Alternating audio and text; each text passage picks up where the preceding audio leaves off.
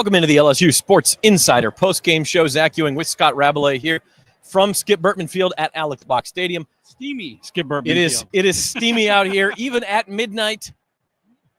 But I think that most of these folks behind us don't mind. No. Rab, they are celebrating LSU's return to Omaha for the College World Series, trip number 20 to for the LSU program, where they will seek national championship number 8. And another dominant performance by the offense tonight, 12 runs. They really did it all in 2 innings. They had 5 runs in the second inning, 6 runs in the 7th inning. That is what they needed to finish off West Virginia 12-5 and finish a super regional sweep. And they're back. They're back where they belong, where they think they belong and everyone else thinks they belong. No, it's all these people here tonight and Tiger fans everywhere think it's become LSU's right to be in Omaha. And 20 times since 1986, so 20 times in 40 years. You kind of feel that way, you know, and obviously they always, it's never a good season for LSU baseball unless they at least make it to Omaha in the College World Series. And so this is that first step, and they hope to complete it by winning an 8th national championship. They've got a shot. I think they were the co-favorite with Arkansas, who they're going to play to start with this weekend. And, you know, one of those teams could well come up on top, but there's been a lot of surprises in the tournament too. But anyway, well-deserved trip for LSU. They played very impressively. It's the first time ever, Zach, since they started the Super Regionals in 1999, LSU scored double-digit runs in back-to-back games in the Super Regionals. So that speaks to an opportunistic offense that they had on display this weekend. Yeah, really a pretty dominant run for LSU through the regional and Super Regional, except for the kind of blip, the loss to Little Rock last weekend. But they're there. They're in Omaha. You never expect it to go perfectly smoothly. But things went pretty smoothly for LSU tonight. They got a run in the first inning. Derek Curiel led off with a double, scored on a fielder's choice later in the inning. Then things exploded in the second inning. Before we tell you about that, I'll tell you that our postseason coverage is brought to you by Our Lady of the Lake Health. They are the official championship healthcare provider of LSU athletics. And in that second inning, it was Stephen Milam for the second straight night with a big blow with the bases loaded. Last night it was a grand slam. Tonight, a line drive just past the glove of the West Virginia first baseman and just inside the chalk line, the right field foul line, cleared the bases, scored all 3 runs, and that really got LSU going. Yeah, painted the line there. You know, another thing I looked at the lineup every night to see how is Jay Johnson going to tinker with the lineup. But Derek Curiel back in the leadoff spot, that's Milam going all the way up to third. Like, he was not hitting the ball well that great not that long ago, you know, in the postseason, but he's really come on in the NCAA tournament, and he's a big spark plug for them. He's not hitting over 300, anything like that, but he gets a lot of big hits, gets on base, and that was obviously a huge blow early in the game as he hit that bases clearing double down the line, just painted the line, and then you know, they kind of set LSU up, and they never trailed in the game, and took advantage there. West Virginia, give them credit. They fought back just like they did in Game 1 yesterday to make it an interesting game, 6-4 at one point, but LSU got another big inning and put it away. Yeah, you know, at one point, just to close the chapter on that second inning, at one point through 11 innings of this Super Regional, Stephen Milam and Derek Curiel were 6 for 9. They had been up 13 times. They had reached base 10 times. They had 2 homers, 2 doubles, I think 8 runs and 12 RBIs. That's pretty good work from 2 guys through 11 innings. Curiel reached base his first 8 at-bats. Yeah, in this Super Regional. They finally got him out. But things did get a little hairy, as you mentioned. Anthony Ianson started out really well. He struck out the side in the first inning. In fact, I think struck out the first 4 batters that he faced. He hadn't allowed a hit through, I think, 3 innings, or maybe just the 1 infield hit. But as you said, West Virginia's lineup, no joke. They got after him just like they got after Cade Anderson a bit in the heat yesterday. And at one point, they close it to 6-4. Jay Johnson sends Anthony Ianson back out there for the bottom of the 6th, and he hits the leadoff batter with a pitch. So at this point, West Virginia has the tying run at the plate. Actually, second straight inning, they had the tying run at the plate. And I found this obviously a key moment in the game here.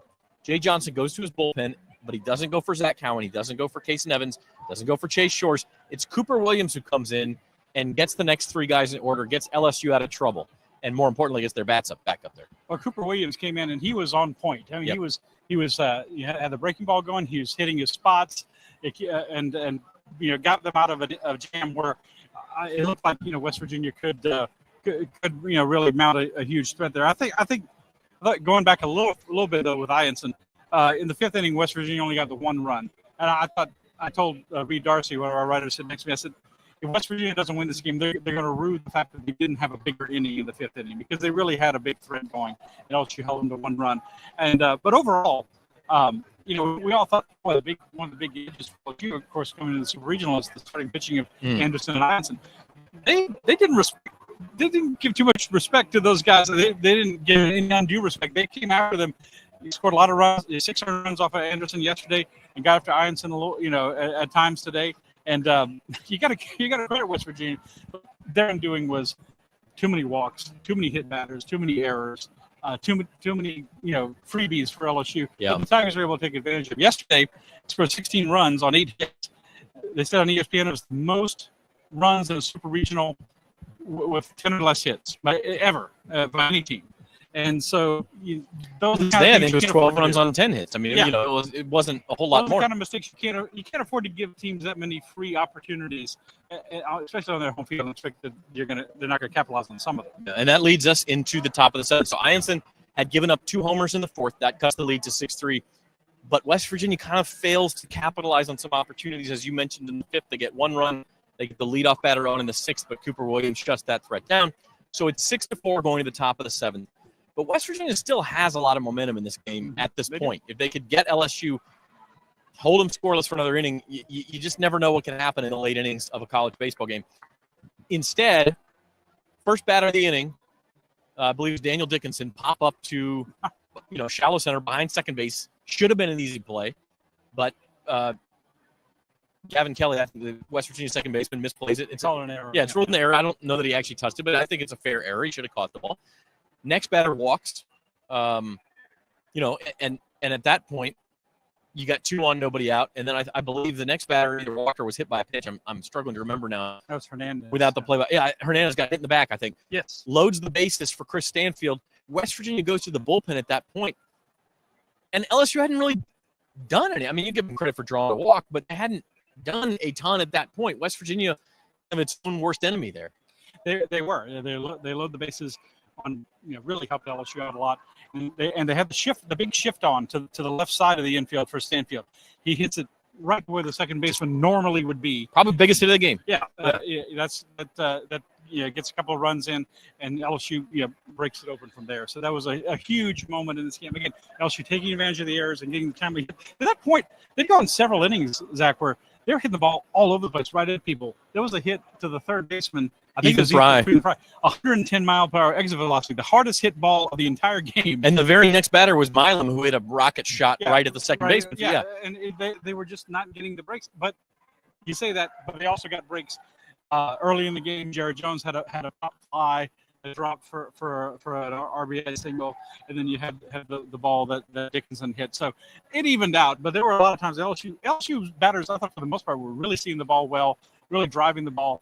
Sometimes they're not going to fall. That's hitting, but again, West Virginia helped them out enough to where they were able to capitalize. Yeah, that's baseball, right? All these hard hit outs, and then the biggest hit of the game is Chris Stanfield with a 3-hopper through the right side of the infield that just finds a hole against the shift, makes it 8-4, and then I think crucially also LSU able to add on from there. Now Hernandez got picked off at third base, which should not happen, cannot happen. I'm sure he's embarrassed. Just luckily for LSU, it didn't cost him anything because West Virginia makes 2 more errors in the inning, and then eventually LSU's able to add some runs. They get the home run to make it 12-4, and then they're able to kind of coast in. Chase Shores pumping on mile-an-hour gas in the last couple of innings, and the last couple of innings became a celebration because when West Virginia left the door open, LSU came storming through. Yeah, and that's the mark of a good team, that you take advantage of the other team's mistakes or the opportunities they give you.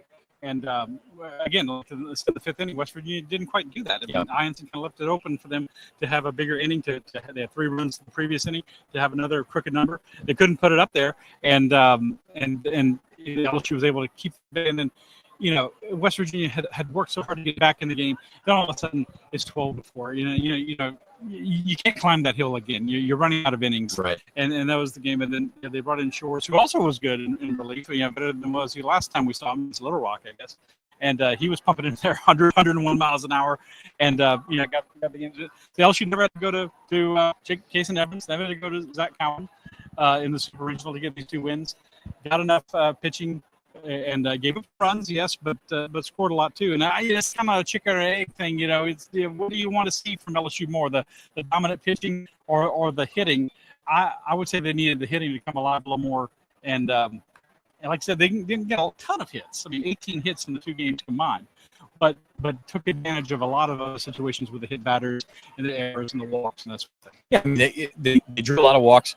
Of those 18 hits, I don't have the number in front of me, but I'm going to say half of them were extra base hits. I mean, there was a lot homers and doubles included in that. Yeah. So that helps.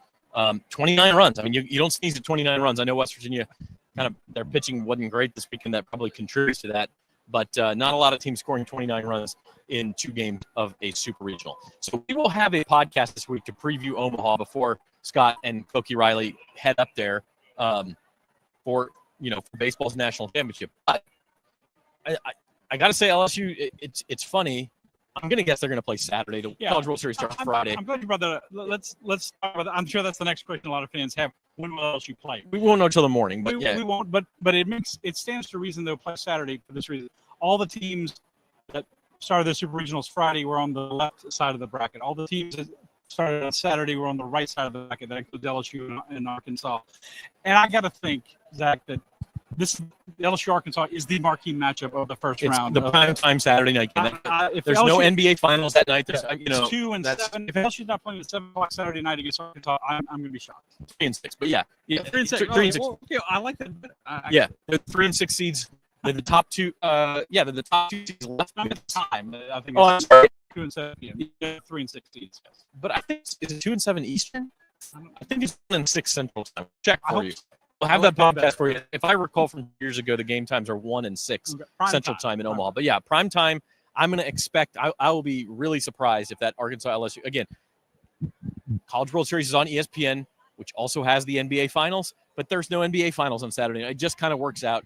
I think it's going to be that 6 p.m. game Saturday, and I that first game is hugely important because, as you mentioned earlier, if you look at the co-favorites thing, Arkansas after is actually slightly ahead of LSU.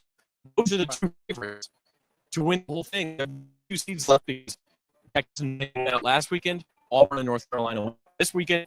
So the winner of that game obviously has a leg up. They'll face the winner of UCLA against Murray State or Duke. The last super regional still going. That's the only one going.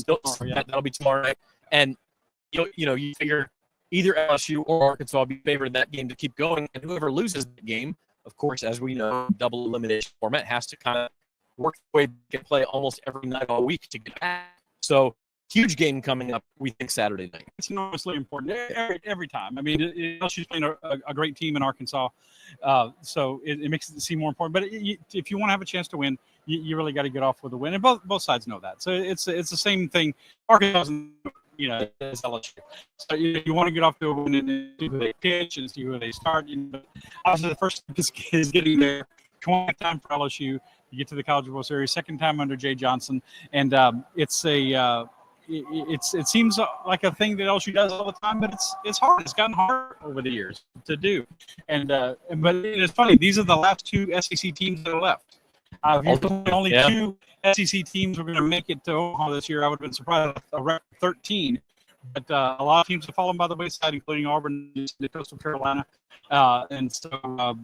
It's only one SEC team can win. Obviously, they're going to play each other. So we'll see. It's kind of a throwback year in Omaha. As of right now, the 2 SEC teams, no other conference has more than 1 team in the field. Now, Duke would become the second ACC team if they win tomorrow in Game 3 against Murray State. So you could have 2, ACC teams. But other than that, it's 1 from every conference, and Oregon State doesn't even have a conference. Not the ACC teams you expected. You expected to see North Carolina and Florida State there. Sure. And they are not going to be there. Yeah, so and kind of same thing with the SEC. Not that you didn't expect LSU and Arkansas, but didn't see Texas, didn't see Vandy. So, hey, plenty of time to talk about the College World Series. As I said, we will have a full podcast this week to talk about that, and we'll have post-game shows. I'm not going to be live in Omaha, but we'll do them after the game. These guys will be in Omaha, and we'll figure out a way to do that. But for now, it's time to celebrate for Tiger fans. I mean, you kind of said it earlier. The season's not a success at LSU unless you make Omaha. And that's really not fair to the coaches and players because there are so many things that can happen in the course of a baseball season and in a postseason. We see how crazy things get. a Little Rock, a Murray State, a Wright State, a UTSA. I mean, these teams come up and surprise everybody, all of the experts at this time of year. So it's not easy to get to Omaha. And I think, you could sit here and say LSU had kind of a path paved in gold to get to Omaha this year, and they had a team that should have made it, and it would have been a failure not to make it. But I'll flip that around and say the fact that they dealt with that pressure and got here relatively easily, I think, is a cause for celebration. Oh yeah, I mean, there's a lot of pressure, more so than on a lot of other programs. Mm-hmm. It's not something that they're dealing, they're dealing with at Murray State right now, or Duke even, or something like that, or even a Louisville, who's just been like 5 times before this year. It's Omaha or bust every single year for LSU. Don't care how the roster turns over. Don't care how how many changes there are. Don't care who other teams have in the SEC. You got to make it, or people here are not satisfied. It's the highest bar, I think, to clear for any program at the university, in my opinion. Yeah. Baseball they've built up those expectations. You win 7 national championships, second most ever. That's what you're going to get. But it's and people are going to get this team between the national champions. I'll say this. Obviously, you missed a Dylan Cruz and a Paul Skeens. And the same record won Omaha this year. They did 48-15. Team has some depth too. All right, he's got Rabbler. We're going to let him go. And Koki Riley is here. We'll finish up here on the LSU Sports Insider Post. I'm going to go towel off. Yeah, thanks. Thank you. Get American edition. Yeah. All right, the LSU Sports Podcast is brought to you by Our Lady of the Lake Health. They are the official championship care provider of LSU Athletics. Welcoming in Koki Riley, LSU baseball beat writer for the just threw a bunch of edges together, but it describes you. Yeah, we're talking to LSU players as they celebrate how to react to this accomplishment. Excitement, a sense of shock and wonder, right? For a lot of these guys, this will be the first time they've ever gone to Omaha, right? And even the guys who were on the team 2 years ago, they weren't in major roles. The only one who was starting and playing a lot was Josh Pearson. Yeah, for almost all of them, it'll be the first time they actually play significant innings out there, except for Pearson. Yeah. So there's definitely a sense of this is a new thing for these guys, and I don't think that, honestly, that has nothing to do with the way that, I don't know if it'll have any effect on the way they actually play in Omaha, obviously, but it definitely sort of informed the way they reacted to getting here. And I wasn't necessarily getting the monkey off the back. It was accomplishing something that these guys have never accomplished before. And I mean, obviously, you get to Omaha because they got like we were saying, Rab, it's kind of unfair to say the season is a failure if you don't make it to Omaha, but it is unequivocally true that the season is now a success, no matter what happens in Omaha. I mean, of course, you don't want to go into, but if they did, I think LSU, would still look back at the season fondly. Obviously, that's not their plan. You talk to these guys multiple times a week, basically since January. Does the attitude shift now? You mentioned monkey on the back. I don't know if it's monkey on the back, but like the pressure to get to Omaha on the back. Is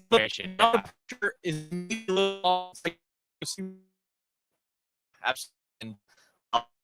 Arkansas. I don't think we know for sure which day that game is going to be. We were speculating Saturday night seems probably like going an to be Saturday. Obvious choice. Yeah, Saturday. Oh, it's almost. I would be surprised if it's not Saturday night. Right, but, that's what we said. Yeah, but prime time slot. Yeah, but like that. I mean, winning the first game is already critical. But when you're facing a team like Arkansas with their level of talent, I mean, that might be their most important game. Yeah, there's an element to where again, Monkey is up the back for not making it last year after losing and in the Chapel and expectations that this is the 20th time they've made College World Series. That's an insane. That's 1 every 2 years. And kind of numberless. That's not as easy, but it's still every other year for 40 years. That's a large sample size. It's the second time they made it in 3 years. So the expectations for because of that historical president, it's because of the talent that they bring all this together and always should this, and they've accomplished that tonight. And just a jubilant Alec Box Stadium. Really, I think that 7th inning rally where he puts the game away. the end, and then afterward, LSU makes a lap all the way around the outfield wall, jumping up. Like, I would have torn my Achilles with the jumps those guys were making to give fans high fives, because that's not a short wall out there. And then, into the visitors' bullpen to high five fans in the bleachers down the left field line as well. And people dancing in the concourse stand, high fiving strangers and all. I mean, it was just it was time to party. Yeah, absolutely. And you kind of felt that a little bit after the Steve Milam bases clearing double in the second inning. And then West Virginia sort of clawed their way back into the game. Not enough, because even though they had the go-ahead run up at the plate in the fifth inning, they just couldn't quite punch through with those extra runs, and then they started making errors themselves, which led to this game ultimately. Yeah, it was Rab and I talked about this. I'm not going to rehash all of it. Yeah. But first off, Stephen Milam, they don't do all regional teams and MVPs. I think he's probably your MVP if you named it. It's either him or Curiel. I mean, those are your only two choices for LSU, I think. Yeah, absolutely. And Milam, it seemed like he was just going to smoke the ball every time. You didn't give him to was snubbed, because Derek Curiel faced his first 8 times up this weekend. Had a billion RBIs. I don't even know who he was. Just co-MVPs. Jake Brown was fantastic. Jake Brown hit the home run. Yeah, to kind of put an exclamation point on things. He didn't play yet. Was it 3 hits, more hits than anyone else for LSU in this game? So he did. One of them was a Papa Felon, but he looked much better in this game too. So when you're not going well, like Jones has been going well, you'll take him. Right? Yes. Okay, so Curiel is the big hit. Virginia fights back, and there was some nervy moments in the middle of this game. Anthony Ianson pretty quickly runs out of gas. He's really sharp early, and then you can tell he's just West Virginia starting to tee him up. He gets out of that jam in the fifth inning, giving only the 1 run, which Rab mentioned was key. I mean, West Virginia easily could have tied the game in that inning. They weren't able to do it. Ianson goes back out there at 99 for the 6th and hits the leadoff batter in the back. And that brings me to the next sort of unsung hero, Cooper Williams, who comes in and shuts that down. Yeah, and he needed to shut that down to set up the big of 7th inning. Yep. For LSU to pull away with those 6 runs. So he was absolutely fantastic in this game. I mean, he does give the 1 solo homer, but at that point, you just throw strikes, and if they hit it out, they hit it out. Exactly, yeah. But his command has really improved throughout the season. He throws multiple different pitches. I'm not saying he's Cade Anderson, but he does have a pretty repertoire from the side as Cade. So it's going to be really interesting to see what he looks like next season and what he's going to help them here in Omaha, because he's become their first choice out of the bullpen for the left hand when it comes to left-handers at least. And then Chase Shore's pumping just straight gas. Yeah. In the 8th and 9th innings, and again, it's easier to do that when you have a 7-run lead. I mean, yes. You don't have to worry about if a guy gets a hold of one and sends it 4 feet the other way. It doesn't matter. I mean, you just pump with the good. And I'm curious. Assuming 3 games in Omaha, and who gets the ball in the game? Is it Chase Shore? Case who didn't pitch last day? You think we'll talk more in depth about this, but just off the cuff, what do you think? Feels like it's Casey Evans, right? He doesn't throw in this game. We I guess talked to him after this game, and he said that he was available and ready to pitch if needed. I'm going to guess he would have started tomorrow, and that they were saving him for that if it had come to that.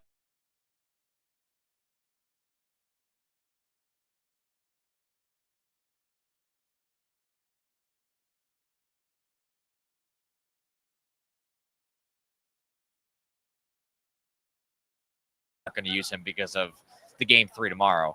But once LSU put up those 6 runs, was over. We're never going to use him. But I did want to ask him that question just to sort of see how close it ever got for tonight, and maybe that can also help us figure out what's going to go on in Omaha and who throws when. Yep. All right, Koki, take us inside your lead for your game story tomorrow. What have you got for LSU going back to Omaha? One swing of the bat doesn't determine a trip to Omaha, basically. Okay. That's the premise. You got to read the rest at theadvocate.com/LSU, okay? Check out all of Koki's covers there. You can find Rab's coverage and Reed Darcy's coverage, and he's going to come on the post-game show next. We'll let Koki go get to writing and bring Reed on to wrap things up here. Here we go, man. Reed's been a post-game show staple during this postseason. I've eaten a lot of innings, Zach. Yeah, you know, we talk off the air. Basically not your sport. We'll just leave it at that. I grew up here, really have a dream roof. It's something I'm trying to about it. It almost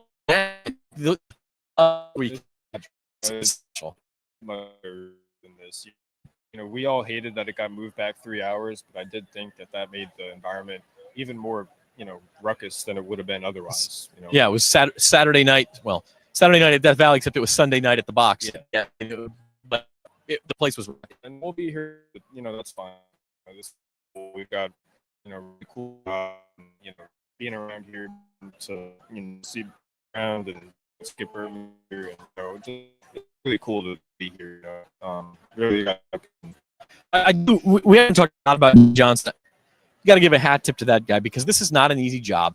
And yes, he's paid very well. Yes, he came in with the expectation that he would get LSU to Omaha, but he's been here 4 years now, and to do that 2 out of 4 years, to keep up this wild pace we've talked about of 20 College World Series appearances in 40 years, by far the most in the nation over that stretch. Like the guy, obviously he goes and gets good players, but he knows how to manage them. He knows how to motivate them, and here we are. Yeah, I don't think we've talked enough about last season almost. When you think about how rough that was for them, especially at the start of SEC play,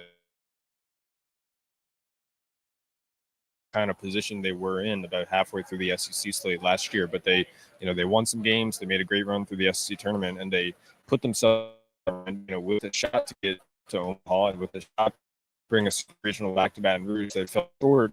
So I think it's puts this in perspective, right? Through this, they fell short. They worked through it and had a chance to bring postseason where really no other special environment. So Johnson accomplished way more than we expected him to through his first 3 years of the program, but I think last season really keeps it in perspective to see how tough it is, and but he went through a tough trip. Nothing is given to you, even if you're one of the top teams in the country. Found that out tonight, but 12,300 at the box tonight certainly helped out. You got to go talk to some of the Tigers as they were celebrating over there after winning the Super Regional, clinching their ticket to Omaha. What was the coolest thing that you were told or you overheard?